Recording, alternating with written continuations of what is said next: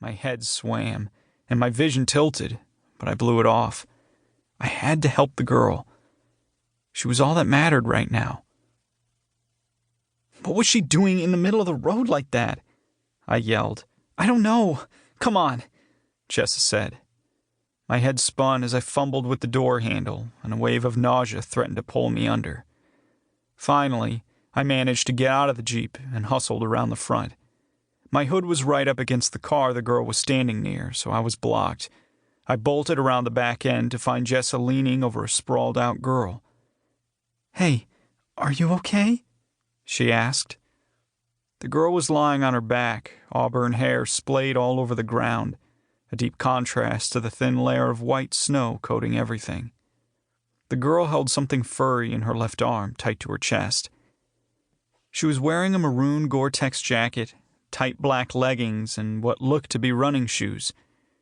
She couldn't have been out here running, could she? No way.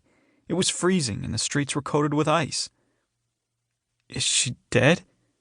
I asked, praying like hell that she wasn't. Please don't be dead, please. Her eyes flung open, and she gasped. The bundle in her arms wiggled and let out a high-pitched bark. How the heck had she held onto a freaking dog while getting hit by a car? Oh my gosh, Jessa gasped. You're okay, the girl said, looking at the dog. Thank goodness. She stroked the dog, then sat up suddenly. Wait, where's my car? Jessa pointed to an embankment to my left. Is one of those yours? Son of a bitch! I'd collided with both vehicles, but the Ford SUV got most of the damage. The front end had crumpled, and the windows were smashed. You wrecked my car! She sat up, holding the dog, her glare ripping a hole through my chest. I'm so sorry, I said. Are you okay? Are you hurt? Well, I don't see any blood. She held up a hand and wiggled her pointer and middle fingers. Oh, ouch! I can't move my wrist. She held it close to her chest, her fingers directly next to the little dog's face. I can't feel my fingers. They're tingly. My gut clenched. A wave of jittery energy coursed through my legs, and I was pretty sure they were going to give out. The adrenaline crash was hitting hard, and the world tilted slightly. The headache bloomed at the base of my skull. It knocked hard, too, like wind was taking slap shots at my head. I'm going to call 911, Jessa said. Jessa helped the girl, who looked like she was about our age, to a seated position a few feet away from me. We were on the shoulder of the road, next to my Jeep, so Jessa propped her against the front passenger side wheel. The bundle of fur wiggled in her grasp. This little guy needs some attention. Found him on the road. Ryan, your head. Jessa was suddenly in my face, examining me. Let me see. A wave of pain swept over me, and it felt like I'd been kicked in the stomach. This was not good. Not good at all. It was after midnight, which meant we were all out driving past the state-mandated curfew.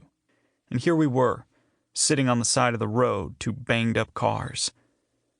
Oh my gosh, that looks deep. Hang on. Jessa reached into the passenger's side of the Jeep and then pulled out one of her mittens. Here, use this.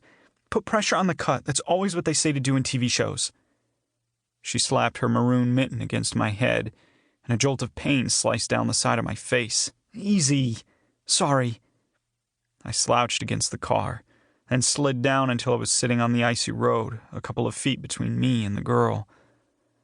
The black ice. I didn't mean to. I'm so sorry. The girl looked at her wrist, and her jaw tensed as she eased her hand into her jacket. She'd pulled down the zipper slightly and propped her hand so it stayed elevated. Smart.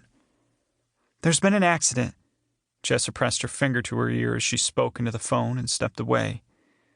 Don't worry, little guy, the girl said to the puppy. I'm going to get you help. Is he okay? I asked, resting my head back. Fatigue slammed into me like a tidal wave. She glared at me and said, He better be. I'm really sorry. The ice. If I find out you were texting and driving, you are so... No way. I'd never do that. Where'd she get off saying that? This girl didn't know anything about me. I didn't expect anyone to be in the middle of the road.